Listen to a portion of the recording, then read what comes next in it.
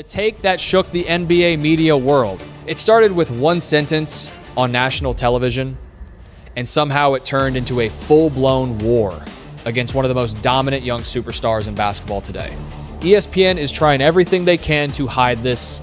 That was the opening line that set the entire internet on fire. Because what came next wasn't just criticism, it wasn't analysis. It was Kendrick Perkins stepping directly into the spotlight and putting Luka Dončić on blast in a way that immediately divided the entire NBA community. He didn't just question Luka's health. He questioned his entire identity as a franchise player. Perkins pointed at Luka's recent injury history and implied something dangerous for any superstar, that availability, not greatness, would define his legacy. In his framing, Luka wasn't just dealing with a hamstring issue.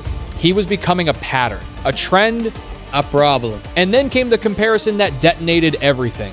Joel Embiid, a name that instantly changed the tone of the conversation. Because in the NBA world, Embiid carries a very specific narrative. Dominant talent, MVP level production, but constant questions about availability when it matters most. So when Perkins placed Luka anywhere near that territory, it wasn't just a comparison. It was a warning label. A suggestion that Luka Dončić, the same player who just led the league in scoring, was somehow drifting into the category of can't be trusted when it counts. That's when social media exploded. Clips spread instantly. Fans rewound the segment, analysts broke it down frame by frame, and within hours, the debate wasn't about whether Perkins had a point. It was about whether he had completely lost perspective.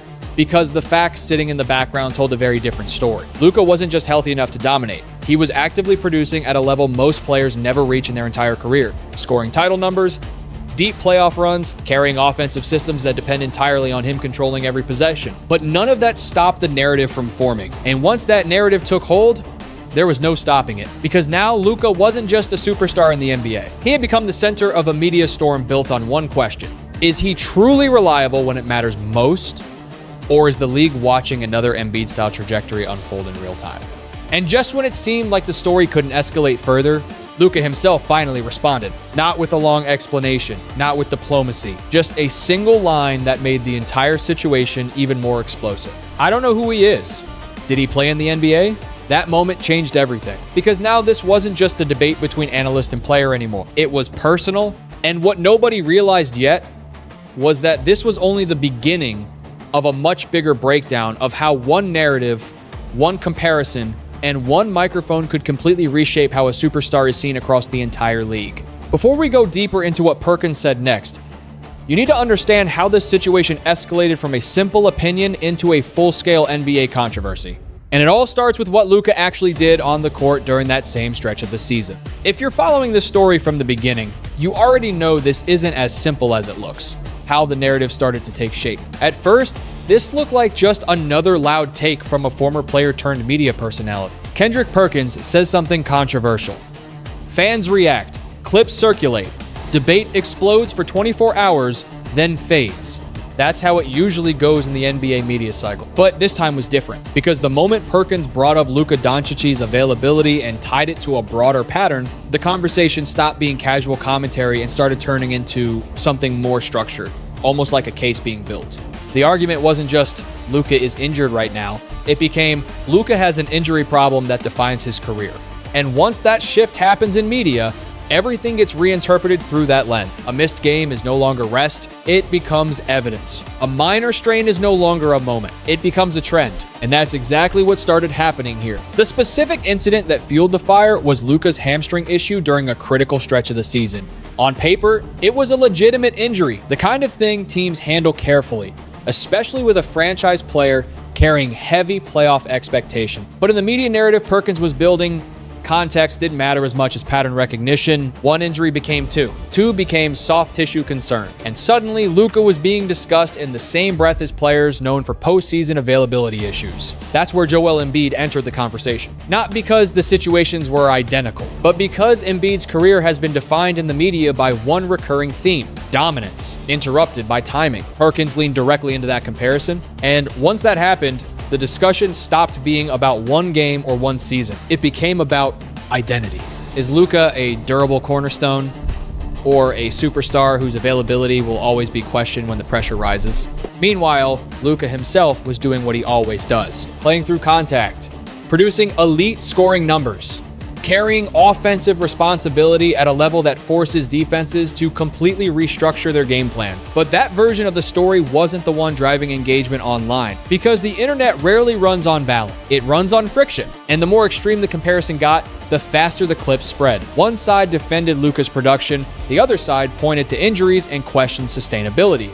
And in the middle, Perkins kept reinforcing the idea that there was something to watch. Not a conclusion, just a suggestion. And that's often more powerful than a direct claim, because suggestions leave room for doubt, and doubt spreads faster than facts. By the end of this phase, Luka wasn't just being evaluated like a player having a strong season. He was being evaluated like a problem that hadn't fully revealed itself yet. And that shift is where everything started to escalate beyond control. Because once a superstar enters the question mark category in media narratives, every performance becomes a test and every setback becomes proof. And that's exactly the environment that was about to trigger the next wave of backlash, contradictions, and statistical reality checks that nobody in the debate seemed ready to address. Luka responds through performance. When the noise around Luka Dončić reached its peak, he didn't respond with interviews or social media posts. He responded the only way he ever really does on the court. While Kendrick Perkins' comments about injuries and Embiid-like concerns spread across media and social platforms, Luka kept producing at an elite level, game after game.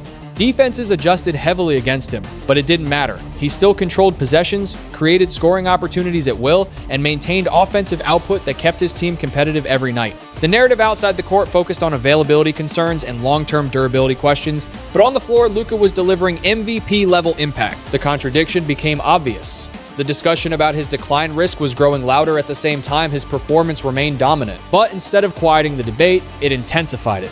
Every strong game was treated as expectation, while any minor setback was framed as evidence supporting the criticism. This is where Luka became more than just a player in the conversation. He became a debate topic, and as the gap between narrative and reality widened, Kendrick Perkins was about to escalate the comparison even further, pushing the entire situation into full controversy, the Embiid comparison escalation. Kendrick Perkins escalated the debate by directly comparing Luka Dončić to Joel Embiid, shifting the conversation from short-term criticism to long-term identity question. The implication was clear. Luka was being framed as a superstar whose dominance comes with doubts about durability and playoff reliability, similar to how Embiid is often discussed in media narratives. This comparison immediately triggered backlash, because many argued Luka's actual production and availability did not match that category. Even while dealing with minor injuries, Luka continued delivering elite scoring and high-impact performances, making the Embiid-like concerns framing feel disconnected from on-court reality. However,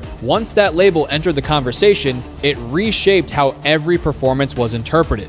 Strong games became expected, while any setback was treated as evidence supporting the narrative. As a result, Luka was no longer just being evaluated for performance, he was being placed into a predefined media category. And that shift intensified the controversy, setting up a larger debate about whether Perkins was analyzing basketball or simply reinforcing a narrative built on perception rather than data. Double standards in plain sight. As the debate around Luka Dončić continued to grow, a second layer of controversy started to emerge. One that had less to do with Luka himself and more to do with how the media was framing similar situations differently depending on the player. And at the center of that shift was Kendrick Perkins again. Because while Luka was being discussed through the lens of durability concerns and Embiid-like risks, a very different tone was being used when the conversation turned to LeBron James. When LeBron played through injuries, it was framed as leadership and toughness. When he pushed through physical limitations in the postseason, it was described as legacy-defining resilience. But when Luka dealt with similar injury context, the framing shifted noticeably toward caution, risk, and long-term doubt. That contrast didn't go unnoticed. Fans and analysts began pointing out the inconsistency. Similar situations, but completely different narratives depending on the name involved. And this is where the deeper issue came into focus, not just what was being said about Luka, but how selectively those standards were being applied. Perkins' commentary style, already controversial, started to look less like neutral analysis and more like perspective shaped by personal alignment and long-standing relationships within the league. Because in the background of all of this, there was always one constant theme. LeBron James was not just another superstar in the conversation. He was someone Perkins had publicly supported and been connected to for years. That context made the comparison between Luka and Embiid even more sensitive, because it created the impression of uneven evaluation standards across different players. On one side, Luka's injuries were treated as potential warning signs.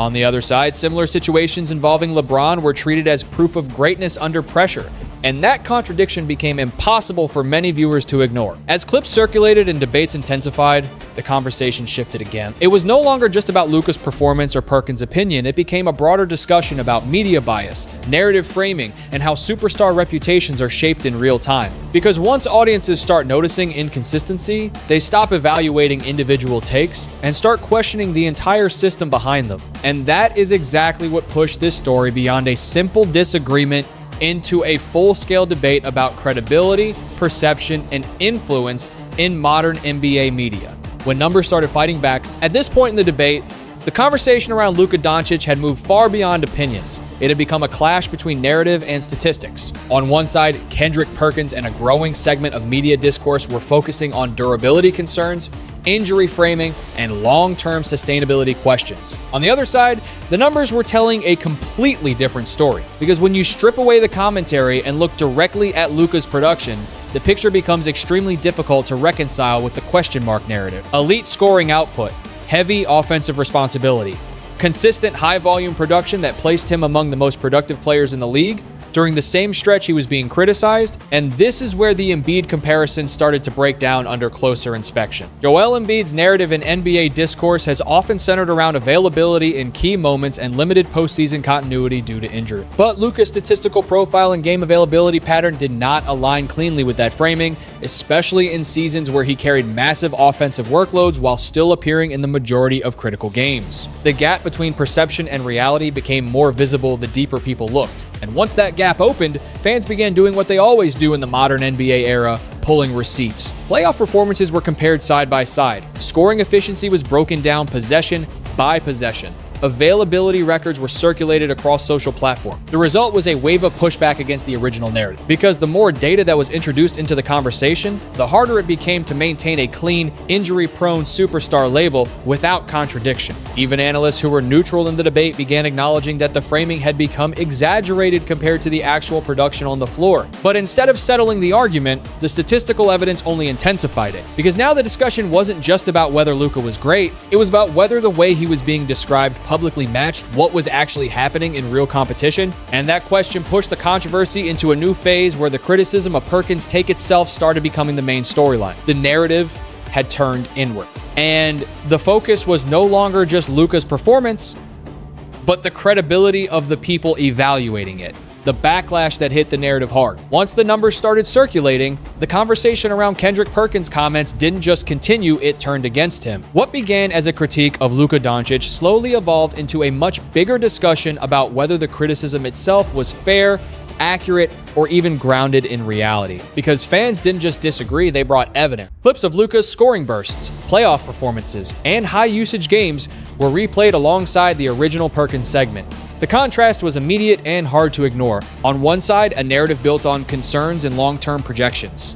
On the other, a player actively producing elite-level output in real time. And that mismatch became the center of the backlash. Social media reactions intensified quickly. Analysts, former players, and fans began questioning how a scoring leader with heavy postseason responsibility could be framed so heavily around instability without stronger statistical support. The Embiid comparison, in particular, became the focal point of criticism. Not because Embiid isn't an elite player, but because the two careers, when examined closely, do not follow identical patterns in terms of impact timing, availability trends, or playoff context. That distinction became the core argument against Perkins' framing. As the backlash grew, even neutral voices in basketball media started pointing out that the discussion had drifted away from analysis and closer to narrative-driven commentary. And that distinction matters in the modern NBA media landscape. Because once a take is seen as narrative first instead of data first, it starts losing credibility regardless of how loudly it is repeated. At the same time, Luka continued doing what he had been doing all along, performing at a level that kept him firmly in the conversation among the league's most dominant offensive forces, which only made the disconnect more visible. The more he produced, the harder it became to reconcile the criticism, and that contradiction is what pushed the story into its next phase. Because now,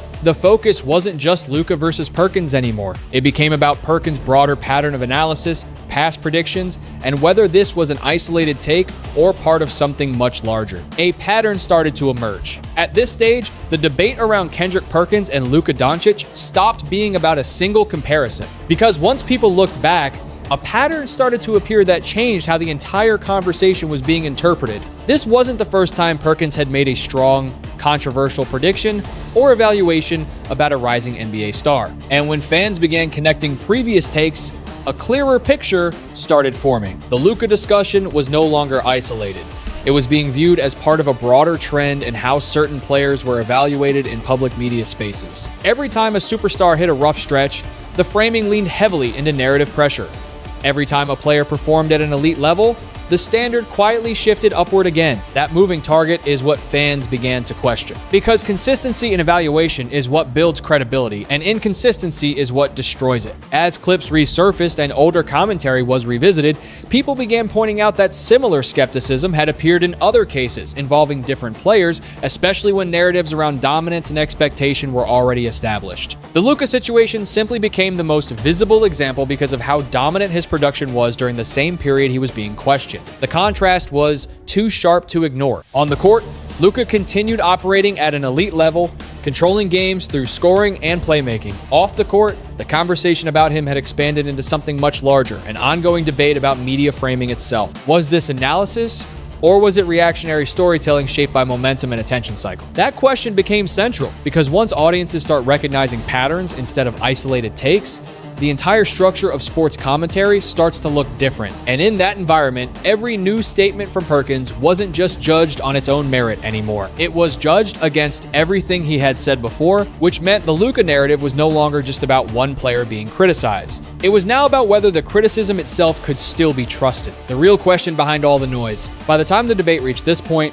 the Luka Dončić conversation had stopped being just about basketball opinions. It had turned into something much more uncomfortable. Because underneath all the clips, statistics, reactions, and back and forth arguments, a deeper question started surfacing. Why did this narrative stick so hard in the first place? Perkins had made comments about durability, comparisons to Joel Embiid, and long-term concerns about Luka's ability to sustain elite production under pressure. But the reaction wasn't just disagreement, it was resistance. People weren't only defending Luka's numbers, they were questioning why those numbers were being framed as insufficient in the first place.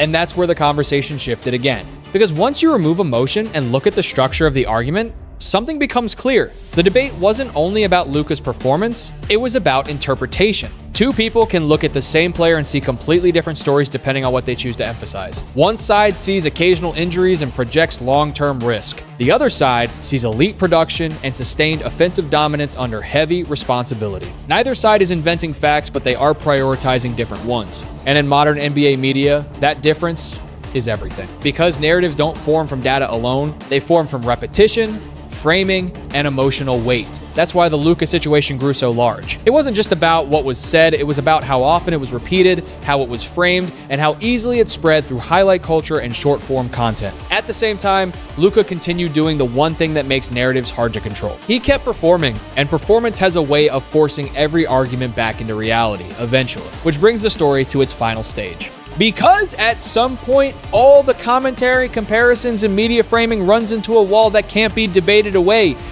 the actual body of work. And when that moment arrives, either the narrative adjusts or it collapses under its own weight, when the noise finally meets reality. At the end of every NBA media storm, there comes a moment where everything either gets confirmed or quietly falls apart. And in the case of Kendrick Perkins versus Luka Dončić, that moment arrives in a very simple form. The actual body of work, because after all the comparisons, debates, and narrative framing, the reality of Luka's performance is still sitting there unchanged, measurable, and impossible to erase. Elite scoring output, heavy offensive responsibility, franchise-level impact every time he steps on the floor. That's not interpretation. That's production. And when you stack that against the claim that he belongs in the same conversation as unreliable superstar narratives, the gap becomes hard to ignore. Perkins' argument, at its core, was built on projection, what Luka might become if injuries and fatigue trends continue, but the counter-argument is built on evidence, what Luka has already done in real competition, under real pressure, against the best defenses in the league, and those two things are not the same. This is where the lesson of the entire story becomes clear. NBA discourse doesn't just evaluate players, it reshapes them in real time through repetition, framing, and emotion-driven commentary. Sometimes that leads to fair criticism. Other times, it leads to narratives that move faster than the fact. But in the long run, performance always reasserts itself. And players like Luka don't need perfect narratives to define their careers. They let consistency and production do that job over time. The broader takeaway here isn't about one analyst or one comparison. It's about how easily perception can be shaped when entertainment and evaluation overlap in modern sports media, and why audiences now have to separate noise from evidence more carefully than ever. Because in a world driven by clips and reactions, the loudest voice isn't always the most accurate one, and the most controversial take isn't always the most correct one either. As for Luka, the story continues on the court, where every possession adds to a resume that no narrative can fully override. And for Kendrick Perkins, the debate continues off the court, where every new comment will be measured against a growing history of reactions, interpretations, and public scrutiny. But when the dust settles, one thing remains constant: basketball always finds its truth in the game itself. And that is the only place where every argument eventually has to be proven.